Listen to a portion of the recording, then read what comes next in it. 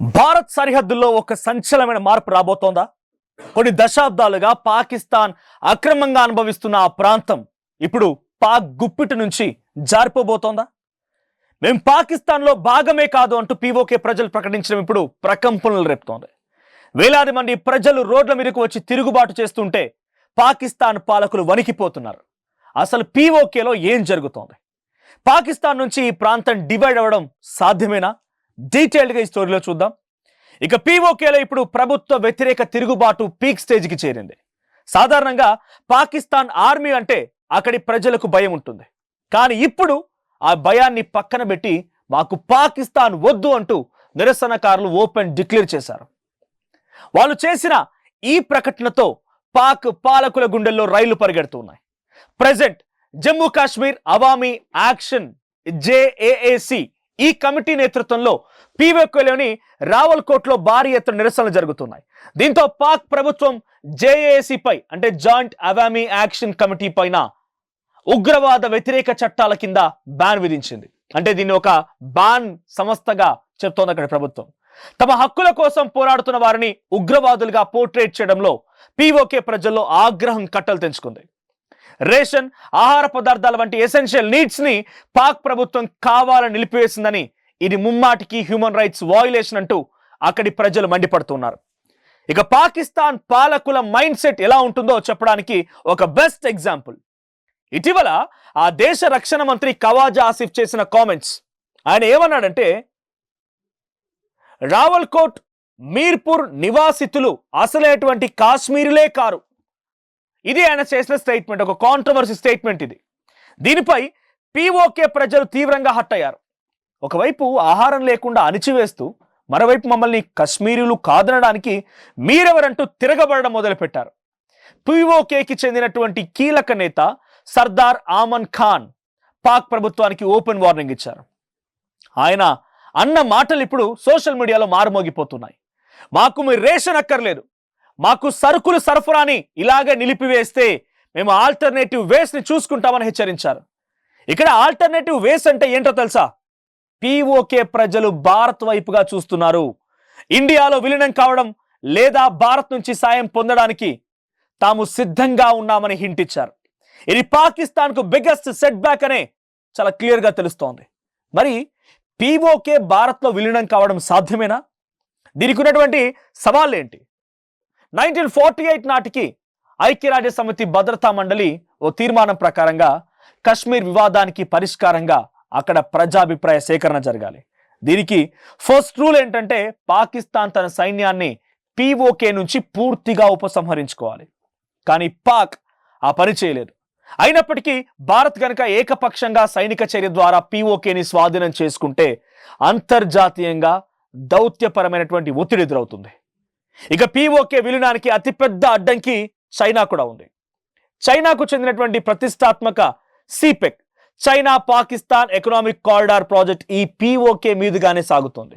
China అక్కడ $1 billion పెట్టుబడులు పెట్టింది. భారత్ కనుక పీఓకేని స్వాధీనం చేసుకుంటే చైనా ఊరుకోదు. ఇది భారత్కు అటు పాకిస్తాన్ ఇటు చైనాలతో ఒకేసారి 2 ఫ్రంట్ వార్ చేసే పరిస్థితిని తెచ్చిపెట్టవచ్చు. గత 7 దశాబ్దాలుగా పీఓకేలోని ప్రజలు పాకిస్తాన్ పాలన, అక్కడి తీవ్రవాద భావాజాల మధ్య పెరిగారు. ప్రస్తుతం వారు పాక్ ప్రభుత్వంపై తిరుగుబడుతున్న మాట నిజమే. అయినప్పటికీ వారు భారత్లో విలీనం కావాలని కోరుకుంటున్నారా లేక స్వతంత్ర కశ్మీర్ కావాలని కోరుకుంటున్నారా అనేది పెద్ద ప్రశ్న. ఇక భారత్లో విలీనం చేసిన తర్వాత కూడా అక్కడి అంతర్గత భద్రతని కాపాడడం, ఉగ్రవాద మూలాలని పీకేయడం భారత్కు పెద్ద సవాల్ అవుతుంది. ఇక పాక్ చేతిలో పీఓకే తీవ్రంగా నష్టపోయింది. అక్కడ ఎలాంటి మౌలిక వసతులు, పరిశ్రమలు లేవు. ఒకవేళ భారత్ దాన్ని తీసుకుంటే ఆ ప్రాంతాన్ని డెవలప్ చేయడానికి, అక్కడి ప్రజలకు ఉపాధి కల్పించడానికి భారత్ బడ్జెట్ నుంచి లక్షల కోట్ల రూపాయలు ఖర్చు చేయాల్సి ఉంటుంది. ఇది మన ఆర్థిక వ్యవస్థపై కొంత అదనపు భారం పడుతోంది. కానీ అలాగని చెప్పి పీఓకేని మనం స్వాధీనం చేసుకోకుండా ఉండలేం. ఎప్పటికైనా మన అంతర్గత భాగమనే భారత ప్రభుత్వాలు భావిస్తూ ఉన్నాయి. ప్రస్తుతం పాకిస్తాన్ తీవ్ర ఆర్థిక సంక్షోభంలో ఉంది. పీఓకేలో ప్రజలు ఆహారం, కరెంట్ లేక ఇప్పటికే తిరుగుబాటు చేస్తున్నారు. భారత సైనిక చర్య కంటే పాకిస్తాన్ ఇంటర్నల్ గా బలహీనపడి పీఓకే ప్రజలు స్వచ్ఛందంగా పాక్ నుండి విడిపోయి భారత రక్షణ కోరే పరిస్థితులు కూడా రావచ్చు.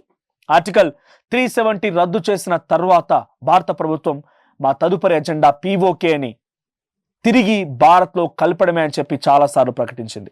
భారత సైన్యం కూడా ప్రభుత్వం నుంచి ఆదేశాలు వస్తే పీఓకేని స్వాధీనం చేసుకోవడానికి సిద్ధంగా ఉంది.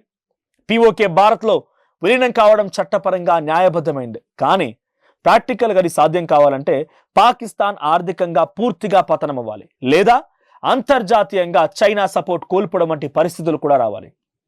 అప్పటిదాకా పీఓకే భారత్లో కలవడం అంటే ఒక సవాలుతో కూడుకున్న లక్ష్యమే. ఒకవైపు పీఓకే వివాదం ఉంటే మరోవైపు పాకిస్తాన్ నుంచి భారత్కు ఒక తలనొప్పి మొదలైంది. అదే సింధు నది జలాల ఒప్పంద వివాదం. వారం రోజుల క్రితమే సింధు నది నీళ్ల కోసం భారత్తో యుద్ధానికి సిద్ధమే అని ప్రకటించిన పాక్ ఇప్పుడు మరోసారి పిచ్చు కూతలు కూసింది. పాక్ వాతావరణ శాఖ మంత్రి ముసాదిక్ మాలిక్ ప్రెస్ మీట్ పెట్టి మరీ వార్నింగ్ ఇచ్చారు. సింధు జలాలని కంట్రోల్ చేయాలనుకునే వారి చేతులను నరుకుతామంటూ ఒక వైల్డ్ స్టేట్మెంట్ పాస్ చేశారు. ఒక దేశ మంత్రి ఇలాంటి బాధ్యతారాహిత్యమైనటువంటి వ్యాఖ్యలు చేయడం వాళ్ళ చేతకానికి తనానికి ఇదొక అద్దం పడుతుందని చెప్పాలి. ఇక ఓవైపు తిండి లేక రేషన్ అందక పీఓకే ప్రజలు పాక్ పాలకులపై తిరుగుబాటు చేస్తుంటే పాక్ ప్రభుత్వం మాత్రం తన బుద్ధి మార్చుకోకుండా భారత్పై విషం చిమ్ముతోంది. నీళ్ల కోసం చేతులు నరుకుతాం, యుద్ధం చేస్తామంటూ పిచ్చి కూతలు కూస్తోంది. కానీ వాస్తవం ఏంటంటే భారత్ గనక సింధు వాటర్ గేట్లు మూసేస్తే పాకిస్తాన్ ఎడారిగా మారిపోతుంది. అటు పీఓకే ప్రజలు కూడా భారత్లో కలవడానికి సుముఖంగా ఉన్నారనే సంకేతాలు కూడా వస్తున్నాయి. మరి రాబోయే రోజుల్లో కశ్మీర్ పాలిటిక్స్ లో ఎలాంటి మార్పులు రాబోతున్నాయో వేచి చూడాల్సిందే. పీఓకే భారత్లో కలుపుకోవడం కరెక్ట్ అని మీరు అనుకుంటున్నారా? ఒక భారతీయ పౌరుడిగా పీఓకేని ఏం చేస్తే బాగుంటుందనేది మీ అభిప్రాయంగా ఉంది కామెంట్ చేయండి. సేమ్ టైం సింధు నది వాటర్ని పాకిస్తాన్కి వెళ్లకుండా అడ్డుకోవాలని మీరు కోరుకుంటున్నారా? పాకిస్తాన్ భారత్ విషయం వచ్చినప్పుడు మీకు ఉన్నటువంటి అనుమానాలు, మీకు చెప్పాలనుకున్న అభిప్రాయాలను కూడా కామెంట్ చేసే ప్రయత్నం చేయండి. ఇటువంటి మరిన్ని ఇంట్రెస్టింగ్ టాపిక్స్ కోసం వెంటనే ఆర్ స్ట్రీమ్ని సబ్స్క్రైబ్ చేసుకోండి. భారత్ సరిహద్దుల్లో ఒక సంచలనమైన మార్పు రాబోతోందా? కొన్ని దశాబ్దాలుగా పాకిస్తాన్ అక్రమంగా అనుభవిస్తున్న ఆ ప్రాంతం ఇప్పుడు పాక్ గుప్పిటి నుంచి జారిపోబోతోందా? మేము పాకిస్తాన్లో భాగమే కాదు అంటూ పీఓకే ప్రజలు ప్రకటించడం ఇప్పుడు ప్రకంపనలు రేపుతోంది. వేలాది మంది ప్రజలు రోడ్ల మీదకు వచ్చి తిరుగుబాటు చేస్తుంటే పాకిస్తాన్ పాలకులు వణికిపోతున్నారు. అసలు పీఓకేలో ఏం జరుగుతోంది?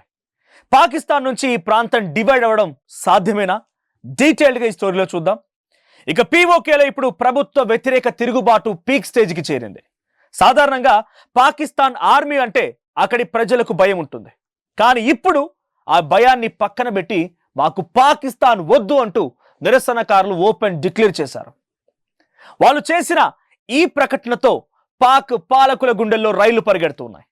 ప్రెజెంట్ జమ్మూ కాశ్మీర్ అవామీ యాక్షన్ జేఏఏసి ఈ కమిటీ నేతృత్వంలో పీఓకేలోని రావల్కోట్లో భారీ ఎత్తున నిరసనలు జరుగుతున్నాయి.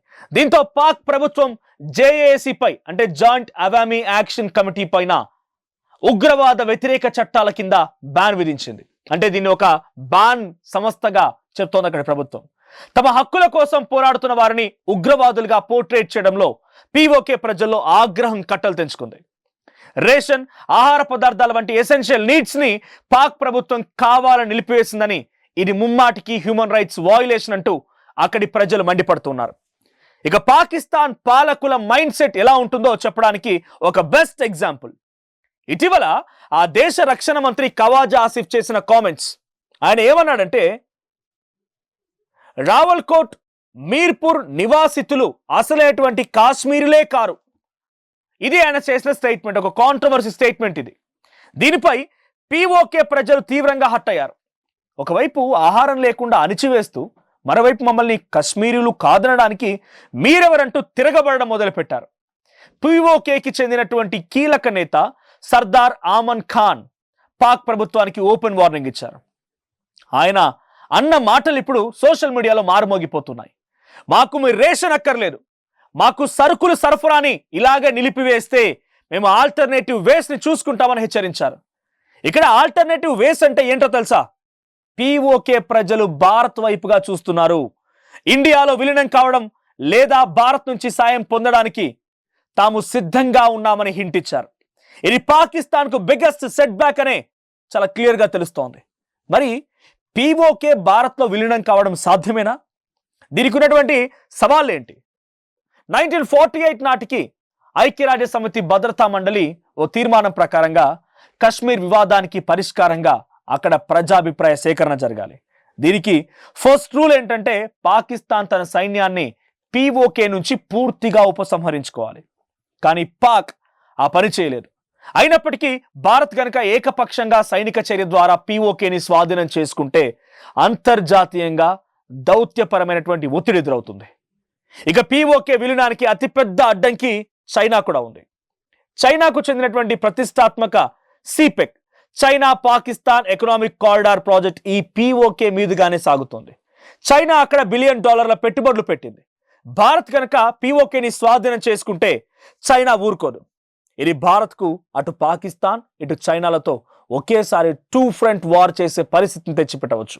గత 7 దశాబ్దాలుగా పీఓకేలోని ప్రజలు పాకిస్తాన్ పాలన అక్కడి తీవ్రవాద భావాజాల మధ్య పెరిగారు. ప్రస్తుతం వారు పాక్ ప్రభుత్వంపై తిరుగుబడుతున్న మాట నిజమే. అయినప్పటికీ వారు భారత్లో విలీనం కావాలని కోరుకుంటున్నారా లేక స్వతంత్ర కశ్మీర్ కావాలని కోరుకుంటున్నారా అనేది పెద్ద ప్రశ్న. ఇక భారత్లో విలీనం చేసిన తర్వాత కూడా అక్కడి అంతర్గత భద్రతని కాపాడడం, ఉగ్రవాద మూలాలని పీకేయడం భారత్కు పెద్ద సవాల్ అవుతుంది. ఇక పాక్ చేతిలో పీఓకే తీవ్రంగా నష్టపోయింది. అక్కడ ఎలాంటి మౌలిక వసతులు పరిశ్రమలు లేవు. ఒకవేళ భారత్ దాన్ని తీసుకుంటే ఆ ప్రాంతాన్ని డెవలప్ చేయడానికి అక్కడి ప్రజలకు ఉపాధి కల్పించడానికి భారత్ బడ్జెట్ నుంచి లక్షల కోట్ల రూపాయలు ఖర్చు చేయాల్సి ఉంటుంది. ఇది మన ఆర్థిక వ్యవస్థపై కొంత అదనపు భారం పడుతోంది. కానీ అలాగని చెప్పి పీఓకేని మనం స్వాధీనం చేసుకోకుండా ఉండలేం. ఎప్పటికైనా మన అంతర్గత భాగమనే భారత ప్రభుత్వాలు భావిస్తూ ఉన్నాయి. ప్రస్తుతం పాకిస్తాన్ తీవ్ర ఆర్థిక సంక్షోభంలో ఉంది. పీఓకేలో ప్రజలు ఆహారం, కరెంట్ లేక ఇప్పటికే తిరుగుబాటు చేస్తున్నారు. భారత సైనిక చర్య కంటే పాకిస్తాన్ ఇంటర్నల్ గా బలహీనపడి పీఓకే ప్రజలు స్వచ్ఛందంగా పాక్ నుండి విడిపోయి భారత రక్షణ కోరే పరిస్థితులు కూడా రావచ్చు. ఆర్టికల్ 370 రద్దు చేసిన తర్వాత భారత ప్రభుత్వం మా తదుపరి ఎజెండా పీఓకే అని తిరిగి భారత్లో కలపడమే అని చెప్పి చాలాసార్లు ప్రకటించింది. భారత సైన్యం కూడా ప్రభుత్వం నుంచి ఆదేశాలు వస్తే పీఓకేని స్వాధీనం చేసుకోవడానికి సిద్ధంగా ఉంది. పీఓకే భారత్లో విలీనం కావడం చట్టపరంగా న్యాయబద్ధమైంది. కానీ ప్రాక్టికల్గా అది సాధ్యం కావాలంటే పాకిస్తాన్ ఆర్థికంగా పూర్తిగా పతనం అవ్వాలి, లేదా అంతర్జాతీయంగా చైనా సపోర్ట్ కోల్పోవడం వంటి పరిస్థితులు కూడా రావాలి. అప్పటిదాకా పీఓకే భారత్లో కలవడం అంటే ఒక సవాలుతో కూడుకున్న లక్ష్యమే. ఒకవైపు పీఓకే వివాదం ఉంటే మరోవైపు పాకిస్తాన్ నుంచి భారత్కు ఒక తలనొప్పి మొదలైంది. అదే సింధు నది జలాల ఒప్పంద వివాదం. వారం రోజుల క్రితమే సింధు నది నీళ్ల కోసం భారత్తో యుద్ధానికి సిద్ధమే అని ప్రకటించిన పాక్ ఇప్పుడు మరోసారి పిచ్చు కూతలు కూసింది. పాక్ వాతావరణ శాఖ మంత్రి ముసాదిక్ మాలిక్ ప్రెస్ మీట్ పెట్టి మరీ వార్నింగ్ ఇచ్చారు. సింధు జలాలని కంట్రోల్ చేయాలనుకునే వారి చేతులను నరుకుతామంటూ ఒక వైల్డ్ స్టేట్మెంట్ పాస్ చేశారు. ఒక దేశ మంత్రి ఇలాంటి బాధ్యతారాహిత్యమైనటువంటి వ్యాఖ్యలు చేయడం వాళ్ళ చేతకానికి తనానికి ఇదొక అద్దం పడుతుందని చెప్పాలి. ఇక ఓవైపు తిండి లేక రేషన్ అందక పీఓకే ప్రజలు పాక్ పాలకులపై తిరుగుబాటు చేస్తుంటే పాక్ ప్రభుత్వం మాత్రం తన బుద్ధి మార్చుకోకుండా భారత్పై విషం చిమ్ముతోంది. నీళ్ల కోసం చేతులు నరుకుతాం, యుద్ధం చేస్తామంటూ పిచ్చి కూతలు కూస్తోంది. కానీ వాస్తవం ఏంటంటే భారత్ గనక సింధు వాటర్ గేట్లు మూసేస్తే పాకిస్తాన్ ఎడారిగా మారిపోతుంది. అటు పీఓకే ప్రజలు కూడా భారత్లో కలవడానికి సుముఖంగా ఉన్నారనే సంకేతాలు కూడా వస్తున్నాయి. మరి రాబోయే రోజుల్లో కశ్మీర్ పాలిటిక్స్ లో ఎలాంటి మార్పులు రాబోతున్నాయో వేచి చూడాల్సిందే. పీఓకే భారత్లో కలుపుకోవడం కరెక్ట్ అని మీరు అనుకుంటున్నారా? ఒక భారతీయ పౌరుడిగా పీఓకేని ఏం చేస్తే బాగుంటుందనేది మీ అభిప్రాయంగా ఉంది కామెంట్ చేయండి. సేమ్ టైం సింధు నది వాటర్ ని పాకిస్తాన్కి వెళ్లకుండా అడ్డుకోవాలని మీరు కోరుకుంటున్నారా? పాకిస్తాన్ భారత్ విషయం వచ్చినప్పుడు మీకు ఉన్నటువంటి అనుమానాలు, మీకు చెప్పాలనుకున్న అభిప్రాయాలను కూడా కామెంట్ చేసే ప్రయత్నం చేయండి. ఇటువంటి మరిన్ని ఇంట్రెస్టింగ్ టాపిక్స్ కోసం వెంటనే ఆర్ స్ట్రీమ్ ని సబ్స్క్రైబ్ చేసుకోండి.